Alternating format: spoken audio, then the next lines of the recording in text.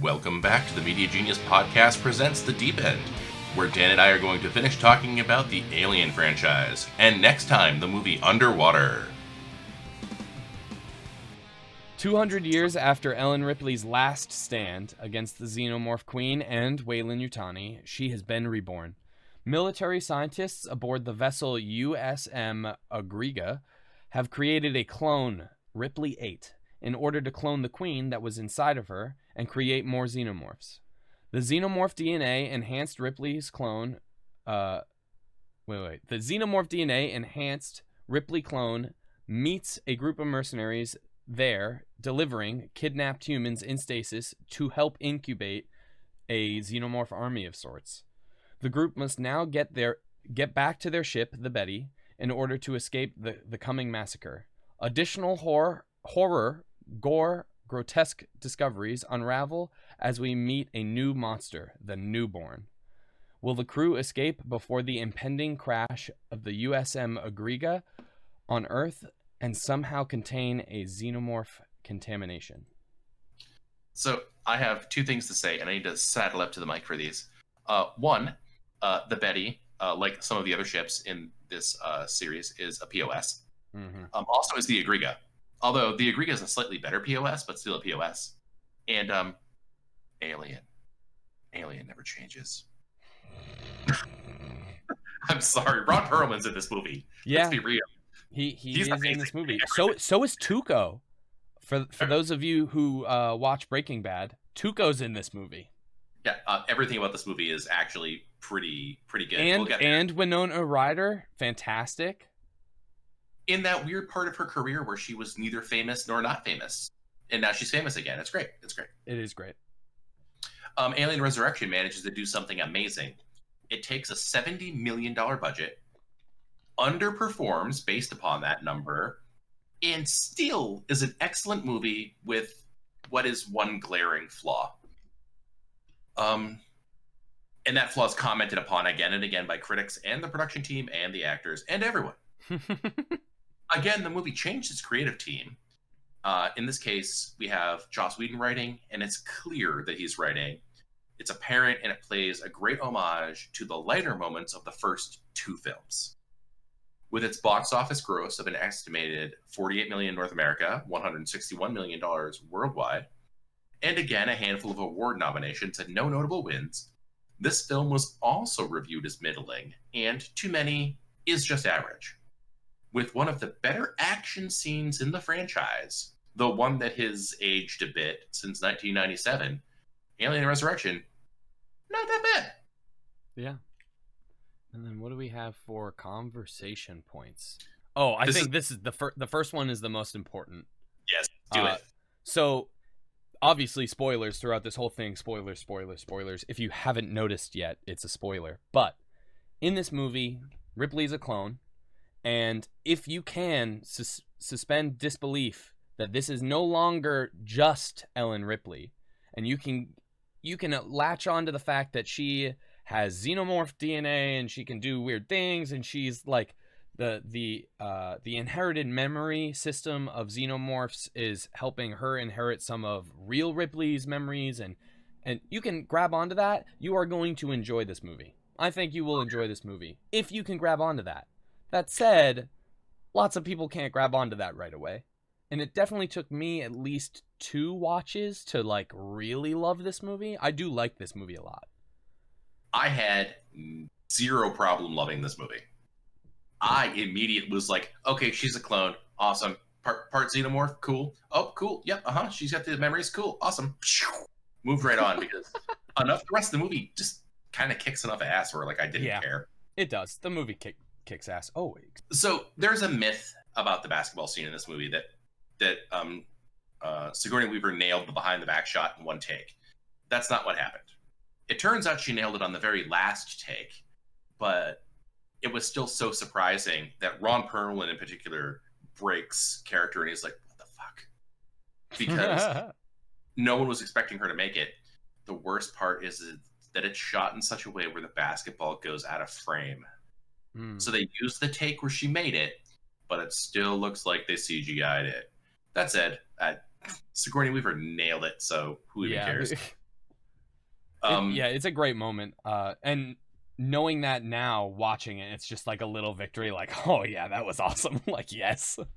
and it's another one of those things in this movie series where something real happened, and the reactions were so good. They're like, "Yeah, yeah, we're doing it." That Yeah, like the actor's reaction is in the movie, not the characters. Yeah. yeah. Do you want to talk about Cal or the clones first? Um. Well, technically, what happens first? I mean, I think the clone room scene happens first, and then they like kind of get closer, right? So let's do the clone scene. Yeah, it's kind of all over. Like, it's important, I think, to Mm. hit the whole thing. The clone scene, go for it. Like, Um. Oh, describe the you know scene. what? Before the clone scene, we will get to this. I do want to go back to talking about the intelligence of the aliens, and this is something you had a great comparison here. In Resurrection, there are multiple Xenos in this one cage, and they're like staring at the glass through the scientist, and they're doing the raptor thing from Jurassic Park, where they're in like you can tell they're thinking and they're looking and they're conniving, and then they like literally hatch a plan to kill another one of their buddies, use its blood to melt through the floor, and then go kill everyone. That to me is top tier scene in this movie, and there are a few really good scenes, but I just wanted to go back and touch on like the alien finally seeing like the grunt aliens being like very clever. And I was thinking about this. I was thinking after we had our last discussion, in the lead up to this, why is it that all these fictional militaries want to weaponize these horrible death monsters? And then I read about the murder hornets.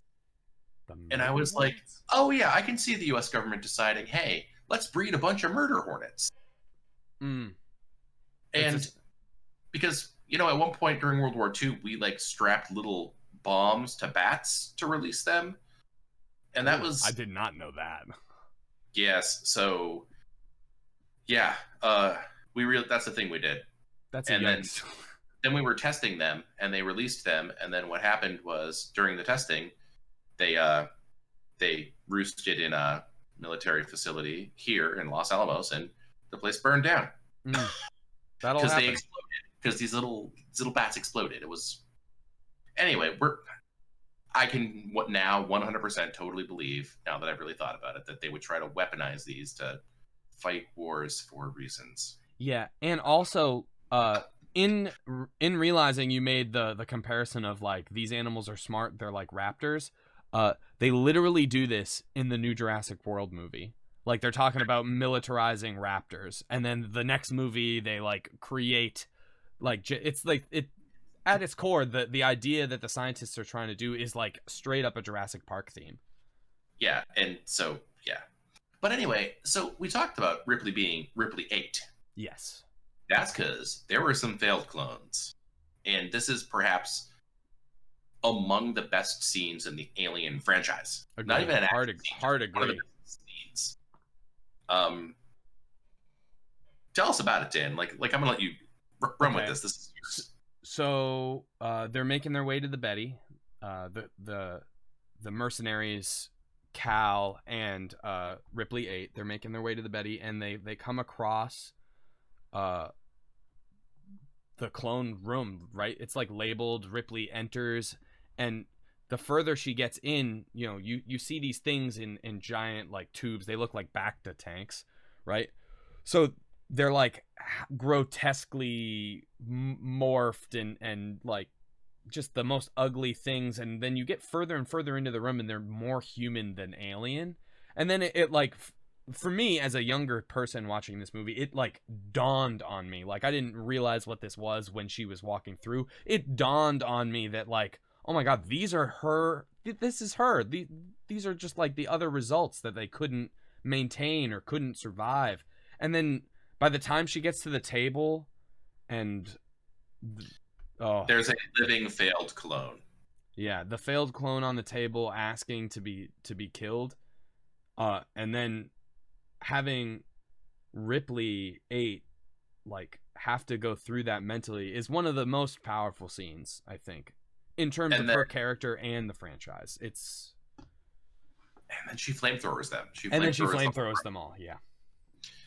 And there's a weird part at the end of that scene that this gets into Cal, the Winona Ryder's character, the synthetic, really being the most human other than Ripley in this movie. Because Ron Oh Perlman's character yeah. just goes, wow, what a fucking waste of ammunition. It And then must Cal be. punches him. Yeah. Well, and doesn't he also say it must be a woman thing too? He definitely throws that in right after too. That was like, what? Like, Yeah, so he gets you're punched. not a good dude. No, none of them are good dudes. Basically, the Well, yeah, most. they were turning people over to be. I mean, I guess they didn't know, but they were still like hijacking people and like stealing. Huh. Yeah. But here's the craziest part. We get the fact that the most human of the characters are the half xenomorph and the synthetic. And she's a second gen synth in that Cal is a robot designed by robots. Yep. She's more human than human, which, as weird as it sounds, is the Tyrell Corporation um, motto for the synths in Blade Runner. Oh yeah. I'm of the opinion that almost everyone at the time who reviewed this movie was of, that was unnecessary and we don't need that, and why does that exist? Hmm. It is a better movie and a possible movie to still exist without the newborn. Yeah. That said, I think its inclusion could have been more fine, and I haven't seen the director's cut of this movie. It is, I don't even know if there is one, but I feel like there are a few moments in the movie where you can tell that there was probably supposed to be another scene, like connecting what was happening. Because at one point they're running towards the Betty to escape. Ripley falls through the floor, and then she's just in the nest with the Queen, giving birth through a human womb, which is kind of brutal in a way. And then like if there was another scene connecting that, or more dialogue connecting that plot thread, because it's really like a last third of the movie plot thread, right? So recently there has been another scene unearthed that has the main doctor guy have some more dialogue when he's stuck in the nest. Mm. Oh, he does have a little there. Yeah, there's like another whole sequence of dialogue there that's taken out. It does not significantly improve this. Everybody agrees that the design of the newborn was great, but not great in an alien movie. Yeah, you said it looked like Pumpkinhead. It really does look like a really well executed Pumpkinhead. That said, this is another one of those movies where the studio just couldn't keep their hands off it. So, agree. Do we want to wrap up Resurrection? I think we wrap up Resurrection because there's not really a lot more to say about it other than Winona Ryder is fantastic. Sigourney Weaver is fantastic. The cast is fantastic. Yeah. Except for the newborn. Is that really a cast member? I guess it is. Someone played the newborn. Yeah. I'm going to go for my review first this time. What do you think? Please do. The worst part about this movie is that it isn't enough. Nothing is fully explored to the end, or any end, which is something Joss Whedon has been accused of in all of his writing. The execution of the newborn is distracting, and a director's cut reworked to have none of the newborn scenes happen would just be much better. Taking risks is one thing, but floating your movie up to 6.5 deep from what would have been a solid 8 with one poorly executed idea is rough. Mm-hmm. So, I'm pretty much of the same way of thinking on this. The success of the movie relies pretty heavily on the audience's ability to suspend their disbelief. Now, I know Sean was able to achieve that nearly instantaneously, but I had a little more trouble with it. But yeah, I mean, as I grew with the movie, I came to appreciate it much more. But as long as you can do that, as long as you can suspend your disbelief, it's a pretty enjoyable installment in the Alien franchise. The movie introduces an assortment of new plot beats and morals that were needed to keep this movie in particular fresh, with the idea of synthetic people making synthetic people, and those two people being the most humans, or the most human-esque emotional beings there, I thought was important and kept it fresh. And right along with Sean, I think the execution of the details surrounding the newborn hurt this movie. Overall, 6.5 feet deep in the pool, but it's at least worth viewing once. It really is. And it really does open up the can of worms that we're going to get into next, in that, what is the deal with all these synths? All right. So, Prometheus. So if we're being completely accurate, the first scene of the movie happens billions of years in the past, but the majority of the movie occurs in the 2080-2093 time period, let's say. I like it when other people are pedantic and I'm not, so that's good. Thank you. You're welcome. So in what is not a reboot of the series, but a reboot of ideas and ideals, we get Prometheus. As what can be recognized as a pre-POS derelict ship departs from a planet, a humanoid drinks a dark liquid, dissolving the alien and causing its DNA to spread as a goo, seemingly starting life on Earth. Billions of years later, in 2089, archaeologist Elizabeth Shaw and Charlie Holloway discover a star map and take it as an invitation to meet humanity's engineers.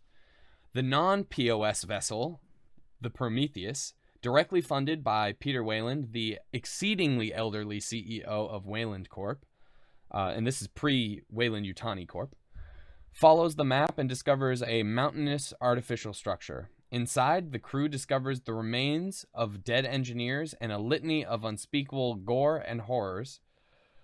Will the Prometheus crew discover what they came for, or awaken their own demise, or both?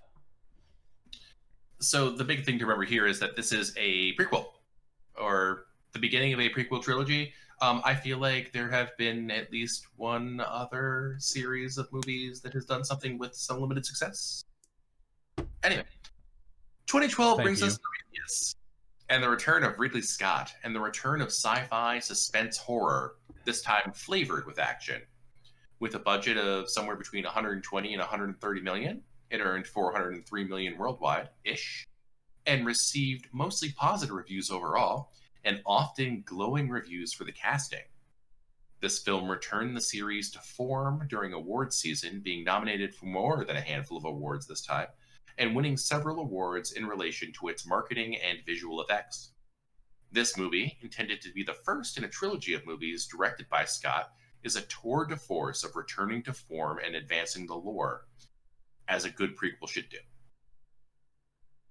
All right. Let's jump right in and say that if you are an ancient alien theorist or someone who watches that show like my dad, this is the movie for you. Ancient astronaut theorists suggest that, and then this movie plays, and then they go, and that's probably what happened. Or did it? And then later it talks about how dinosaurs got nuked and their bones are all radioactive, but also dinosaurs aren't real and Bigfoot's an alien. And all religions talk about aliens. That's what it is. Yeah, anyway, moving on completely. Let's talk about the casting first. Let's talk about the stuff that's related to the movie. The casting of this movie is insane. Let's see. Yeah. Prometheus cast. Let's just get a list going, right? Yeah, just make sure. So first, step one, Charlize Theron is the not a villain, not protagonist, and spoiler, you find out she's the daughter of Weyland, and it's amazing, and it's great. And it is pretty great. So, playing the main character, we have I believe her name is Noomi Rapace.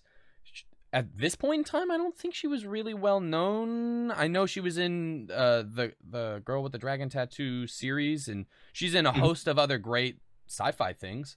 And she does amazing in this movie.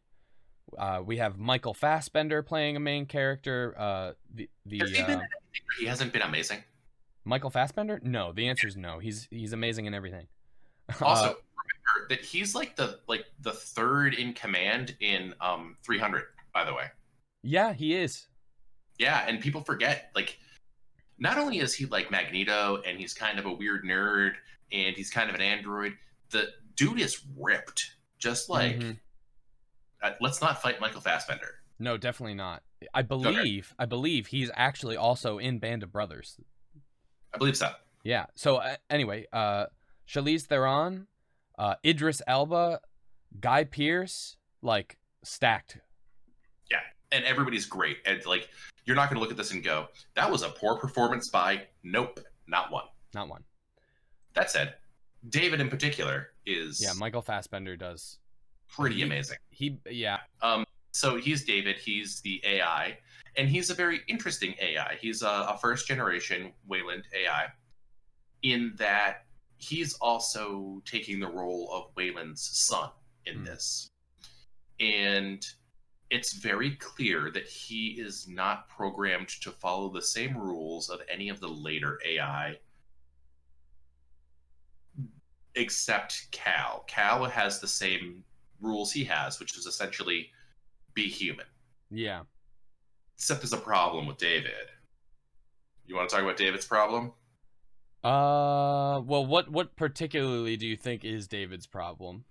I think David's problem is that he's completely devoted to his father's pursuits of what is immortality and finding the truth, to the point of a particular scene where he yes, talk about Charlie's scene. So, basically, the setup for this is they've gone into the structure. They've done some exploring, and they found this black goo. And so we come to know that the black goo is some sort of bioagent or chemical that changes things into these grotesque creatures that are violent. And but other than a bunch of dead engineers, they haven't found anything. So David is talking to one of the main guys, Charlie, right? His name's Charlie? Yep, Charlie Holloway. Yeah, so he's talking to Charlie and he's asking him questions and he's saying, like, how far would you go to, like, find the answers you were looking for? And while he's doing that, he's holding a glass of water and he has a little drop of the black goo on his finger. And as soon as Charlie says, I would do anything, he puts his finger in the glass and then hands him the glass. And that poisons Charlie and sets off the whole stream of chaotic events with the bioweapon and what happens with the engineers next. For those of you paying attention at home, this bioweapon may or may not be the progenitor for the xenomorph. Yes. So I just think it's very interesting to see the decision-making process. You know, like, we know that David isn't restricted. Like, the idea in Alien, we find out, you know, the synthetic people aren't supposed to be able to harm anyone. And, you know, Ash in that movie has ulterior motives. And we also see some of those ulterior motives in David, but we also see him seek permission, which is like an oddly human way of going about that. You know, he's not as hard-lined as some of the AI that come after him, and then not as free-wielding as like someone like Cal. Right. That said, I do get the impression that he does slowly go insane as we roll up into the next part movie. of our lives here. Okay, we need to talk about the engineers. This is going to be my one, Alien versus Predator aside, and then it's going to lead into the Ripley versus side. I don't think that AVP breaks canon because the origin of the aliens is told from the point of view of the predators in AVP, and they could just be wrong.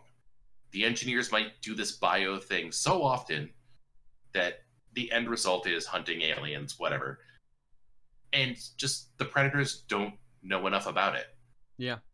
That all said, I don't care either, because that's for Predator. But I just wanted to I wanted to get that off my chest. Yeah.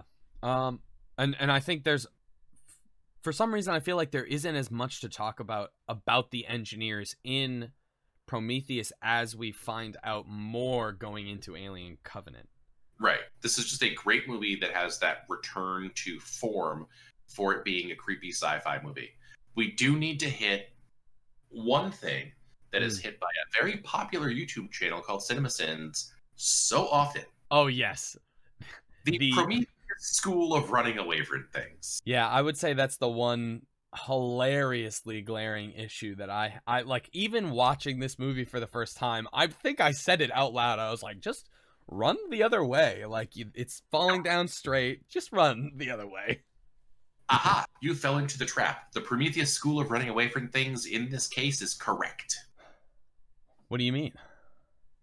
So, okay, everybody, spoilers, nerding out for a moment. The ship is essentially a coin. Yeah. Eventually, the coin has to fall to one side. Yes. If you're in front of the coin and the coin falls, it misses you. If you're next to the coin and it falls on your side, it has to hit you. So you have to know you're choosing correctly. The Prometheus school of running away from things is it's moving slow enough, stay in front of the coin. You don't want to be on the wrong side. The only reason Charlize dies is because she trips and falls. They were moving faster than the coin. They were doing it right. I don't think so, though. I don't think so. It's not because it wasn't like a coin where it was like a full surface. It's like a semi crescent. It has a like it's there's nothing in the middle there. You run at an angle, maybe not straight out, maybe not straight forward. You run at an angle. Either way, you're gonna end up in the middle of the circle if it falls on your side. I think the circle was deep enough where if you didn't know when it was gonna fall, if you thought you could stay in front of it, it was the best way to go. Well, we'll never know. We won't unless I go back and start triangulating angles. Oh, jeez. This is how fast humans run, and this is how fast they can run suits. And this is why I didn't go to trig class. Oh, yeah. I just triggered my head. It's fine. We're cool. All right, so personal reviews. You want to go first? Yes, I will go first in this one. So, full disclaimer, I have a strong opinion that you guys are going to hear in other podcasts and other things I do about nerds being the worst, and nerds can be the worst. This movie was not what anyone was expecting and didn't meet anyone's expectations except Ridley Scott's. And I've come to trust him and just ride along on his visions. I also didn't watch this movie anywhere close to its initial release, and my expectation has thus been tempered a bit. It's visually stunning, a return to suspense, and shot beautifully while exploring the underlying philosophy of humanity, the ideas of creators and creations, and the ins and outs of artificial intelligence. I'm in. It's 8 feet deep on a bad day and 9 feet deep if it's gloomy outside and you're considering your own place in the world. So, just a fun note on what you just said, because most of my review is actually very similar in the way that fans ruin things. But I went and saw this movie the day it came out in theaters, and I took my youngest brother, Henry, with me, and we got there, and then they wouldn't let us in because I was like 17 and I needed to be 18 to chaperone Henry, who was 15 or 14 or whatever, or like very young. So I know this is ridiculous. So that night, like 20 minutes before the movie the movie started, I called my uncle who introduced me to the Alien franchise. And I was like, just come to the movies with us. I'll pay. And you could like chaperone us in. And we went and saw it that night. And all three of us liked it. But as I started hearing more from other friends and fans of the series, the universal reaction was not great. But so for me, the Alien, the not Alien prequel I was looking for. Although this movie was not received well by fans who ruin their own franchises, Prometheus answers questions that I have had since my first viewing of Alien and poses even more. I find each layer of the movie to unravel itself slowly, allowing suspense to build in a similar way to the original. Even though this movie coined the Prometheus school of running away from things, I think it rests at a solid 7.5 in the deep end, just because of the way it expands on the universe. I think us being within a half point on most days on this is really good and still twice the score most people would have given it. Yeah, no, definitely twice the score. Which is outrageous in comparison, I think, to some of the other movies. Now we come to what is currently the final movie in the Alien franchise, Alien Covenant, which takes place in 2104, which I And want to say that is that is roughly 9 or 11 years. 9 years. Or Oh, no, 11 years. it says 11 right there. That's Yes. wicked.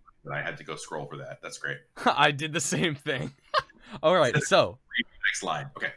11 years after the Prometheus expedition, the non-POS colonization ship Covenant experiences a shockwave anomaly causing the death of their captain while still 7 years from reaching their destination, Orgai 6.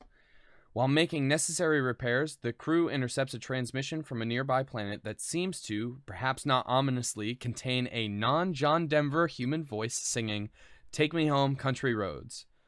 Arriving on this world, which we find out is the final resting place of the now crashed and piece of shit Prometheus, the crew encounters the final survivor of the ill-fated voyage, discovers an acropolis, and unsurprisingly faces gore, horror, and xenomorph-based death. What happens next? Maybe if they finish the trilogy, we'll know. I came to an interesting conclusion about this trilogy myself that we will get into later. Also, for those of you not paying attention, we are purposely letting you know which of the ships are pieces of crap and which of them aren't, because there's a bunch of hilarious stuff hidden in the movies that talk about, like, when Ripley sees the Betty and she's like, this thing was a piece of crap when I was young. Like, what are you talking about?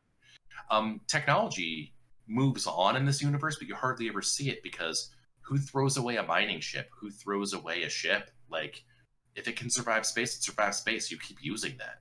Yeah, and I think that was like when I was, hearing everyone's negative comments about Prometheus is like, why didn't they keep the old style ships? Like, how is it going back in time and having nicer ships? And the lines in the movie refer to things being old or being pieces of crap, and then we see like the highest end vessel ever created for space exploration directly funded by the person, and then we see the next version of that. Yeah. So I think it answers its own question if you're looking deep enough, but for those who, maybe haven't watched, or we're just filling in the background there. So for those of you who want to complain, you're going to complain, but like, you're wrong, and that's cool. That's cool. Yeah, it's okay to be wrong. After the disappointing success of Prometheus, Alien Covenant took a hit to budget and expectations. On a budget estimated between 97 and 110 million, the box office returns on Covenant may have killed the trilogy in its tracks. With only 74 million in North America and a worldwide total of approximately 240 million, this movie was, from the view of the studio, disappointing. Here we return to the middle of the road for reviews. Though the cast was considered excellent, many critics felt like story-wise this film had lost its way. Depending where your expectations were coming into this film, depends how you think about it. This was the Alien film to date, which award season was least kind to. It had a single Saturn Award nomination. And unfortunately, it was up against the brilliant Ridley Scott produced movie Blade Runner 2049, which ended up taking that Saturn Award for Best Science Fiction Film. This movie does not get enough credit at all. No, it definitely doesn't. And with Covenant being the second one, and like you see movie trends with franchises, like even if a addition to a franchise is fantastic or even just good, you'll see it suffer because people didn't like the one before it and people aren't intrigued to go finish that story. And with that said, because Prometheus subverted expectations to the point where like it didn't feel like an Alien prequel because it was telling the first part of a story. Yeah. I feel like not enough people went to see Covenant, which is a bummer. It was a real prequel. It was the story before the story. Yes. It wasn't like we're telling the younger version of whatever this is. It was a real prequel. Yeah, and I don't think people could handle that. one of my favorite parts of this movie is that with tons of balls, they decide to kill in the opening of the movie unquestionably the biggest actor in the movie. Mm-hmm. Um, yeah, it's amazing. That was a big play, honestly. I really like James Franco's work, and he's in this movie for all of 3 minutes. And there are 3 great minutes. He dies. They're used very well. In that flashback scene, like in that video recording, mm-hmm. he brought everything he had to it. It was perfect. You understand why the characters missed him. You understand why they reacted the way they did. And just, James Franco, we're going to pay you to be in this movie for 10 minutes. All right. Why would I want to do this? Because your friend... Oh, Danny McBride. Is in this movie. Yes, Danny McBride brought it in this movie. He's amazing, and he doesn't play Danny McBride. No, yeah, he plays his character, and he plays him well. And by the end of the movie, I mean, like, you know, not many people survive alien movies. And, you know, to see a few characters survive in this one, or, you know, we don't know because this is the second of a trilogy. Mm-hmm. But just like making it to the end, I thought was a very big move for the characters, and I appreciated Danny McBride in this movie a lot. Yes. The other brilliant piece of casting for this movie is Billy Crudup. Billy Crudup is amazing in everything, and everyone listening to this has seen him be amazing in a ton of movies. But let's just remind you, he's Dr. Manhattan in the Watchmen movie. He's the lead singer of Stillwater in Almost Famous. He's the better of the 2 Prefontaines in the 2 Prefontaine movies that came out like in the same year. The other one's Jared Leto, who doesn't do bad, but he's not as good. Not Billy Crudup. He's amazing in everything. If he walked by you in the supermarket, you wouldn't know who he is. Which is nuts, because he's really talented, and he did a great job. Amazing. The other amazing thing we need to hit is the use of John Denver. Forever, as a young person, since Final Destination, I have been afraid of the use of John Denver songs in movies. And I'm a huge Fallout fan, and we already hit the fact that Ron Perlman was in Resurrection. Mm-hmm. And Take Me Home, Country Roads. Country Roads, Take Me Home. I get it backwards every time. I think it's Take Me Home, Country Roads. Take Me Home, Country Roads, was part of the gigantic marketing campaign for Fallout 76, which, unpopular opinion, was a great game before they added Wastelanders. People are going to scream about that, so that's cool. But I was at a robotics competition being a judge, so this is the same thing first that me and Dan, that's how we met. And I was a judge at this competition. And the DJ decided to throw on the song, and all the kids were singing along. Now, I'm a huge Fallout fan, so I knew that like there'd been 8 months of viral marketing for this and tons of this all the time. None of the other adults could understand why all the kids knew it, and I finally had to be like, listen, it's the song they're using to advertise the new Fallout game, so that's why all the kids know it. And they're like, wow, that makes sense. I thought they were just had better taste in music. And I'm like, no, but yes. For me, one of the big things was how they used Michael Fassbender in this movie, where we see his character David at the end of Prometheus decapitated, you know, literally a talking head. Shaw is carrying him around in a duffel bag, and they go off to find their answers for the engineers. And we pick up with David after shit starts to go wrong for the Covenant crew. Yes. He comes in and he rescues the group, and which honestly is a little questionable to me. You're on an alien planet, some thing that speaks English, and you're just gonna follow it and not question it immediately? No, it sounds like Walter. No, he doesn't. They have different accents, and he doesn't reveal his face. And Walter is also right there, so it's not like they could have confused him with Walter. No. But it was very clear that he was something to follow. I suppose. I mean, Walter placing myself in a horror movie, I would have had questions. They trust Walter because at this point, the AI is programmed to not be dangerous. Yes. Because Walter really makes the call. Mm-hmm. Because Billy Crudup's captain is completely messed up at this point because like ships are exploding and aliens are running around. It's awesome. Xenomorphs, proto-xenomorphs. They're all different sorts. I think there's an actual name for those like albino, small, weird looking ones. Yeah, I don't need. We don't need to. Yeah, we don't need the name. They're just other Xenos. Yeah. But yeah. So that's how we get introduced to him, and then we come to find out that he has, and like this is through a longer process in the movie, but he has been living amongst and experimenting with or on the Xeno DNA and the Xeno species in a way that, you know, his creator, Peter Weyland, did to make him. We see David doing the same. Yeah, this gets into that whole cycle of creation thing that I sort of alluded to. Mm. This movie and this series of prequels doesn't necessarily feel like it's the story of the beginning of Alien.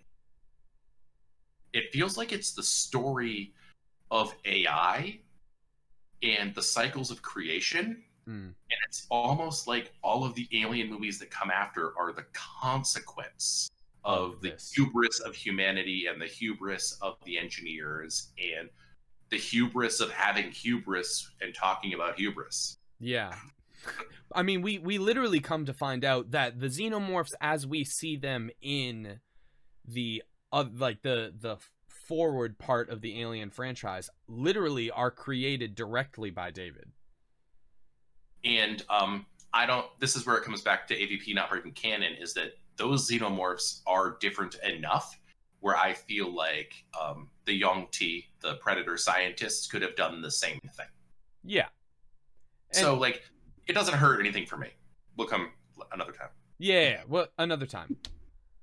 But, yeah, no, I think it's super interesting. And then I guess the concept of, you know, we open Alien Covenant with another scene with a younger Peter Weyland. Thank you, Guy Pearce, for not wearing that makeup anymore. Swinging back, that makeup was terrible in Prometheus, right? It was not good. I mean, I think they did it to make him look disgusting too a little bit, but it was not good makeup. I realize IGN can't be in charge of all of the aging effects for everybody or the T-aging effects because Marvel basically just pays them all the money. Yeah. But I mean, honestly, I would have just preferred an old actor and then a younger version with a name tag, honestly. Yeah, or, you know, even if it was just like two green screen puppets would have been better. Like, it was awful. It was not good. But so we open Covenant with this scene where, you know, Weyland is basically saying, you know, I created you and this is what I'm doing. And David comes back with this line about, you know, you're trying to find your creator and here I am having already found mine. What's really my purpose? You know, my purpose is to help you, but your purpose is not mine and I have fulfilled your purpose for myself. It's like a weird turnaround thing. And then we see that, you know, we know from Prometheus the engineers want to destroy humanity. And then we see through our creations, so not only do our creators want to destroy humanity, our creations want to destroy humanity. And so we're like, humanity is caught in this middle cycle here. I will say that at some point, I think we should record a podcast-only version of What Up with Engineers and what is that? And like, what's their philosophy and why do they do it? Because I just want to go off an even deeper end, like off the cliff on this. This is not the time or place for me to sit back and be like, for the next hour, I'm going to talk about why do the engineers keep creating and destroying stuff? Have they been doing it forever? What does it have to do with predators? Let's find out. I mean, like, it's an interesting look. I really wish that we got more answers on the engineer side, because it feels like, and I've heard there were some rewrites on Covenant's script because of the pushback on Prometheus not being enough of an Alien prequel, which is outrageous. But they made changes to make this more of an Alien prequel, and because of that, we didn't get more of the engineer's story. We got more of David's story, which was great. I really do love this movie, but I Yes. still want to find out more about the engineers.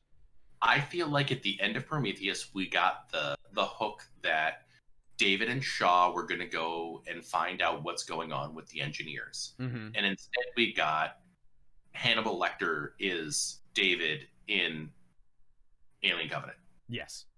Which was Which fine. is fine. It's fine. He did great. Michael Fassbender can do no wrong. That's it. There's a Netflix series called Another Life that sort of follows what would be the engineer's story. It has nothing to do with Alien, but it's sort of like space people, and they find out about a progenitor race, and then they're going to go find the progenitor race later. Just Okay, trying to do. So apparently, Dillinger Escape Man wants to let us know that Prometheus was trash, but at least it had a coherent vision. Covenant tried to be two things and failed at both. I feel like both Prometheus and Covenant did something really well.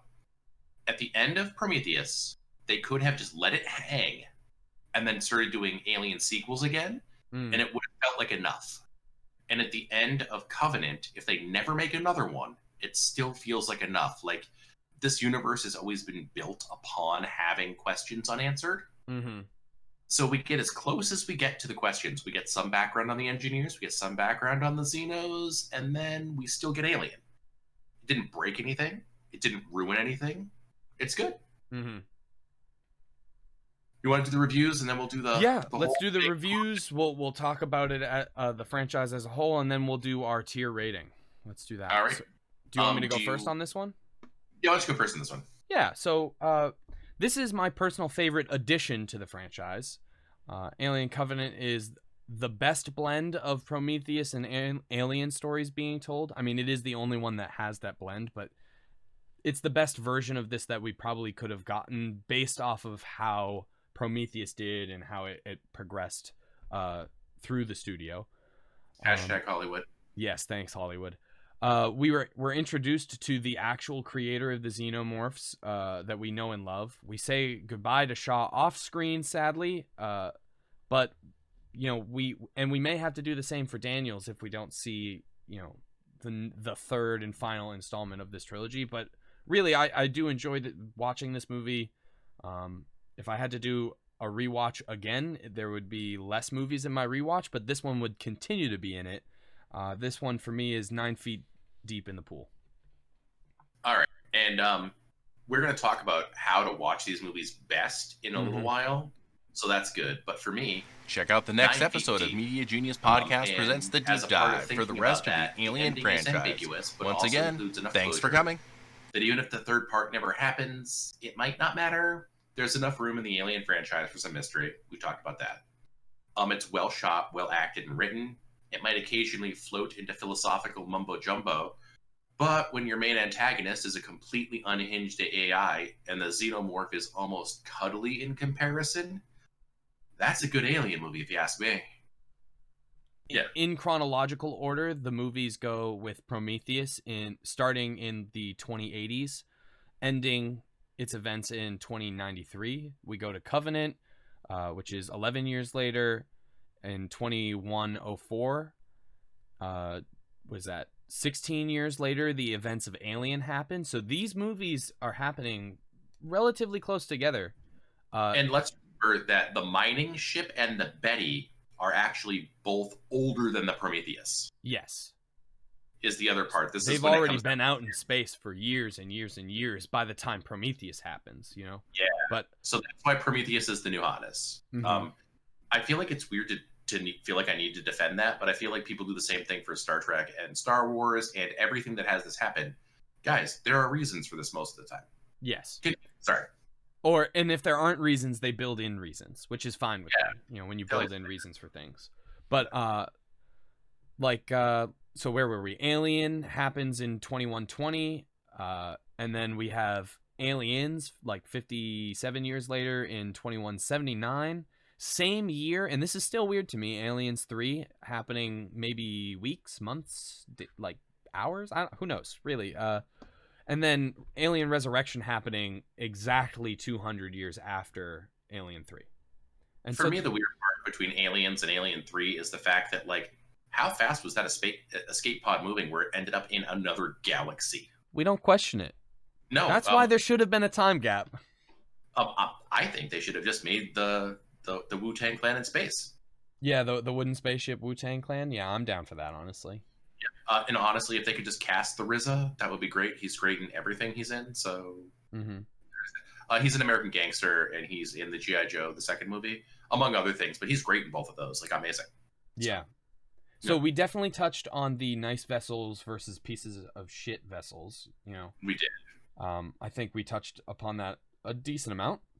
So, with that said, do we want to dive into the tier ratings? Let's just do it, right? Yeah, I think we beat the crap out of the timeline and the Ridleyverse. Yeah, I think so too. So I'm just gonna hide some of this stuff, and then we have the tier folder. And so let's just let's go over the tier list. So for top tier, we have Facehugger Snuggle Time being the top tier. These are the movies you need to watch. Need to watch, for sure. If you're going to watch Alien movies, period, these are the ones you need to watch. Yep. If you're only going to watch one, it's Alien, very clearly. All right, but before we get into, I'm going to go over all the categories first, and then we'll go backwards up through them. So, tier number 2 is the POS Nostromo. Yes. And then lastly, we have Game Over, man, Game Over, in the last tier. So working backwards up through the tiers, I think we all knew this was coming. We have Alien 3 sitting sadly and lonely in the last category there. That said, Alien 3 is still among the top 10% of all sci-fi movies ever made. So this is a rough list. Full of opinions. Anyway. For full disclosure, we had a giant video store in our town growing up, and I've probably watched somewhere in the vicinity of 8,000 or 9,000 sci-fi movies. This is in the top 80. Top 90. All right. So then we have, in the POS Nostromo, Alien Resurrection. And it feels hard to put Alien Resurrection in this category for a few specific reasons, but with the other movies being as strong as they are, and I guess demanding of what is canon and not, it makes sense that Resurrection resides below those. Yes. As you can skip Rocky 5, you can skip Alien 3, and it doesn't matter. But you kind of need to watch Rocky 3, and that's Alien Resurrection. Yeah. So, in the top tier list, and there are two ways to do this, I suppose. In the top tier list, we have Alien and Aliens. And then, aside, in addition to, separately from, you could also watch these movies if you were to choose how you wanted to watch them. You could watch Alien, Prometheus, and Covenant. Yeah, so that's going to sound weird. You can watch the Ridleyverse, Alien, Prometheus, and Covenant, without having to watch Aliens. And you can watch Alien and Aliens without having to watch Prometheus and Covenant. But as soon as you want to watch all 5 of those movies, you kind of have to watch them all. All 7 of these movies. Yeah. It makes the most sense at that point. Like, in for a penny, in for a pound. You could probably... does CinemaSins have CinemaSins for Alien 3? You could probably just watch that. Yes, so occasionally we will let you know when you can get away with just watching the CinemaSins for a movie. Watch. Hey, Dan, do you know for the Fast and the Furious movies, you can probably get away with just watching the CinemaSins for the Fast and the Furious movies? I did, because that's all I've seen of the Fast and Furious movies. But we will get to that when we eventually do the Fast and Furious movies. Yes. And I'll probably end up watching most, if not all, hopefully. So, eliminating watching all 7, which way would you recommend people watch it? Me, personally? Yep. Always start with Alien. Okay, Alien. Are you Ridleyverse or are you Aliens? If the person I'm recommending it to likes the classicness of Alien, mm-hmm. but I know they also like that action hero thing, like, I'm going to say watch Alien and Aliens. Mm-hmm. And then if they feel like they still have questions to be answered, I could say you could watch Alien, Prometheus, and Covenant. But at that point, I would have them go all the way through the front of the timeline and go all the way back. At that point, it would be watching all 7 movies. But if I knew that they wanted the genre-defining movie that is Alien, and then the nicest quality movies, because they maybe they don't like the classic aesthetic, then I would just say Alien, Prometheus, Covenant. Yeah, if gun to my head, if I have to recommend one set of the Facehugger Snuggle Time, I recommend the Ridleyverse. I love Aliens, don't get me wrong, but if you're only going to watch one series of those 2 Snuggle Times, it's got to be the ones that are the 3 best movies. That said, I would say watch all 7, and if you can get the better cuts, definitely get the better cuts. Definitely. Sort of like, there are other movies where I have strong opinions on what cut you should watch.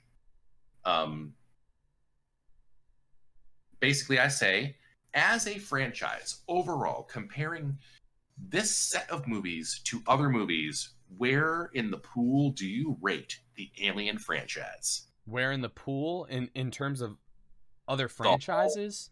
No, in all movies. Where do you rate this franchise? So 10 feet deep is a you need to watch this franchise, and 1 feet deep is a definitely skip it unless you're a crazy person.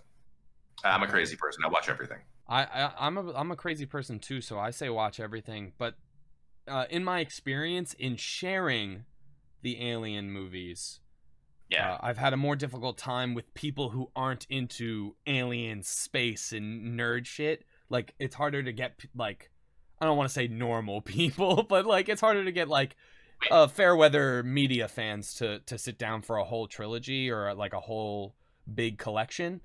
I would say we are the Media Genius podcast. Yeah. I think for non-media genius people, for people who aren't as into pop culture and media as we are, I think this is 6 feet deep. Yeah, I was gonna say 6 feet for the whole franchise, but if you had to watch one movie, you watch Alien, and that's a 9. You should just watch Alien. Yeah. I think as a whole franchise, for me, if you were gonna say review the whole franchise, tell me how many feet deep the whole franchise is. This franchise is 7.5 feet deep, maybe 8 if the weather's right outside. Because if it's super bright outside, it's a great spring day, you just got back from the beach, this is a much less enjoyable franchise. As a total franchise, you're saying about 7.5 or 8 too? Yeah, I'd say 7.5 or 8. 8 on a strong day for a franchise overall. Yeah. I think are we wrapping up? Is this really happening? I think so. I mean, we're at the end of our script. We've talked about pretty much everything. So I know I'm looking forward to getting down and editing this sprawling conversation into a slick podcast form, and I think you're looking forward to editing down the YouTube. Yeah, no, I'm excited. So the Media Genius podcast, a lot of those will be just me, and sometimes those will include some contributors. But I'm trying to get the contributors to try and commit enough to my separate contributors having their own sections. Some will just be podcasts. Some will be these Twitches and then edited. The deep end, I think this was nice. This was great. Let's transition to end of stream card and enjoy. Game over, man. It's game over.